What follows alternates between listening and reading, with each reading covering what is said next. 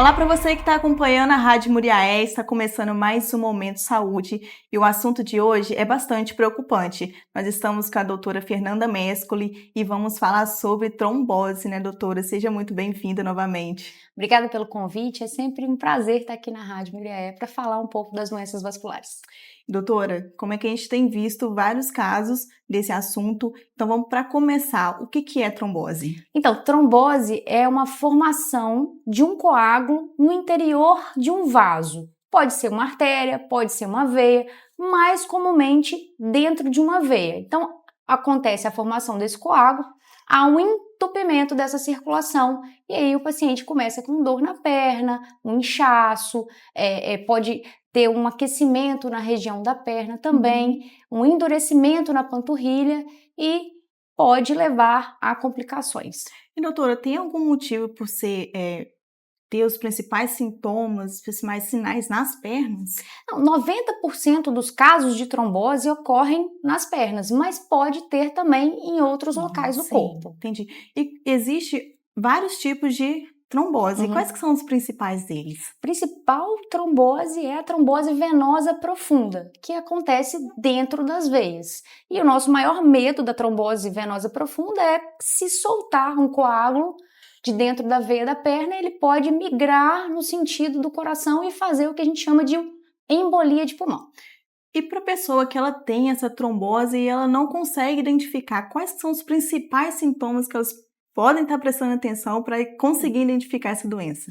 Então, geralmente, o principal sintoma da trombose é o inchaço na perna. Uma perna mais inchada do que a outra, subitamente, e o paciente sente uma dor na perna, principalmente na panturrilha, conhecida popularmente como batata da perna, sente uma dor forte que tem dificuldade até de andar. Então, quando o paciente nota um inchaço numa perna, é importante buscar ajuda, né, para ser feito um diagnóstico precoce, descobrir se isso é uma trombose ou se isso é só uma doença venosa associada a varizes, mas sempre importante a gente descartar aquilo que tem maior risco, que é, no caso, uma trombose.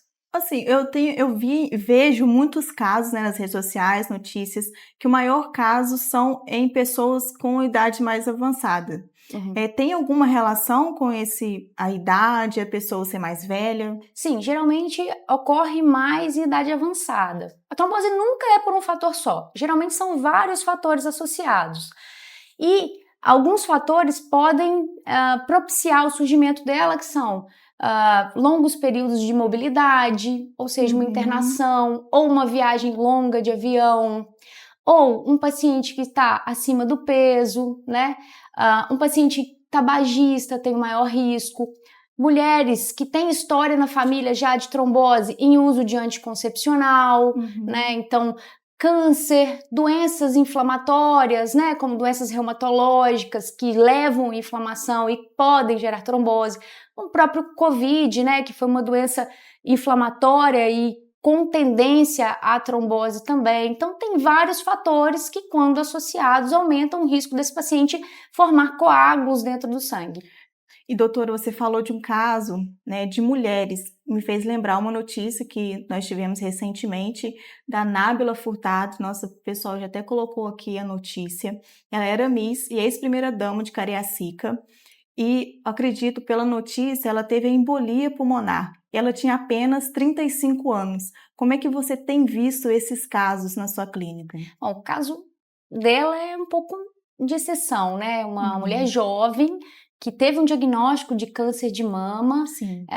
Esse câncer de mama, pelo que eu procurei saber, foi um câncer mais agressivo, que não respondeu às medidas de tratamento que foram instituídas, e esse câncer ele cresceu localmente. E nesse crescimento, o câncer acaba como se fosse estreitando os vasos da região. Então, diminuiu o calibre do vaso, dificultou a passagem do sangue por esse vaso e quando há um alentecimento do fluxo de sangue, pode ocorrer uma trombose. Então, o que aconteceu no caso dela foi isso. O tumor comprimiu a veia, dificultou a passagem de sangue, esse sangue coagulou e em um momento soltou um fragmento de coágulo e foi para o pulmão.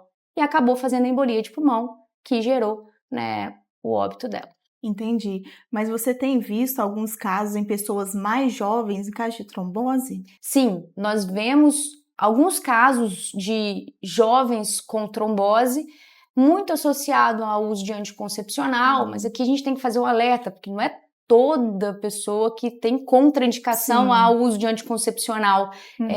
por risco de trombose, né? Então a gente avalia as pacientes para definir o risco de trombose, se ela tem história na família de trombose já.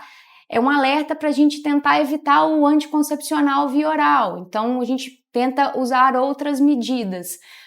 Mas, em mulheres jovens, o uso de anticoncepcional é um vilão, né? Aham. Quando ela tem história na Sim. família de trombose.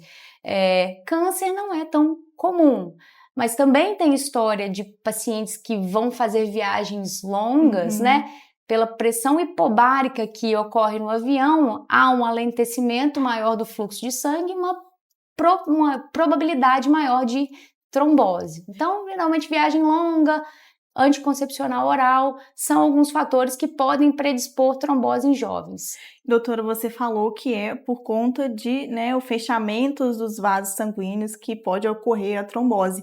Então, existem hábitos que a gente consegue estar fazendo no dia a dia para melhorar essa circulação, evitar a trombose? Existe isso, prevenir da trombose? Sim, com certeza. No nosso sangue existem dois times. O time da coagulação e o time da anticoagulação. Quando você se machuca, por exemplo, o time da coagulação vai lá para estancar o sangramento, então ele faz uma trombose no local. Só que o nosso organismo é muito sábio. Existe também o time da anticoagulação. Esse time vai lá e controla a ação do time da coagulação. Então o organismo fica numa orquestra entre fatores de coagulação e anticoagulação. E como fazer quando há um descontrole nesse balanço de anticoagulação e coagulação, acontece a trombose. Como prevenir isso?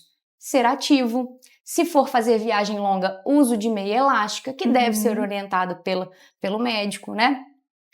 Se hidratar bastante e basicamente botar as suas pernas para se movimentar, né? Atividade física, evitar sedentarismo através da atividade física e uso de meia elástica em situações específicas. Se for fazer uma cirurgia longa, buscar orientação, né, de uso de medidas preventivas para evitar a trombose, que cirurgia também é um fator de risco para trombose. Então, assim, existem várias medidas que a gente pode fazer para evitar a trombose. É extremamente evitável.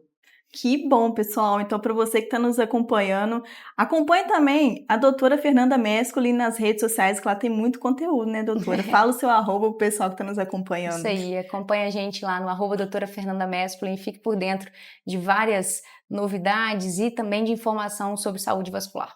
E, doutora, para a gente finalizar, os tratamentos, como é feito esses tratamentos de trombose? Basicamente, o tratamento de trombose é o uso de anticoagulação. Então, a gente usa um remédio para afinar o sangue, ou seja, para evitar que o sangue coagule.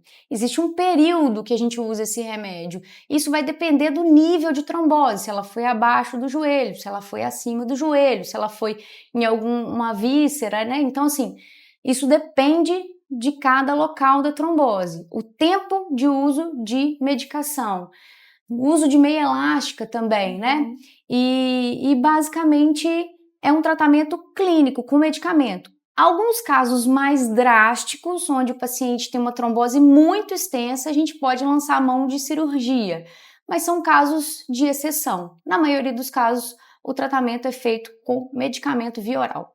Então, é um assunto preocupante, que tem tratamento e também tem como prevenir, pessoal. Então, sempre acompanhe o Momento Saúde no canal do YouTube, nas redes sociais da Rádio Muriaé e também nos sigam nas redes sociais. Ative o sininho aqui do nosso YouTube, fique por dentro desses momentos. Eu quero agradecer muito a doutora Fernanda por ter trazido informações tão valiosas novamente pra gente, doutora. Obrigada pela oportunidade mais uma vez. É um prazer estar aqui. E para você que nos acompanhou até aqui, até o próximo Momento Saúde.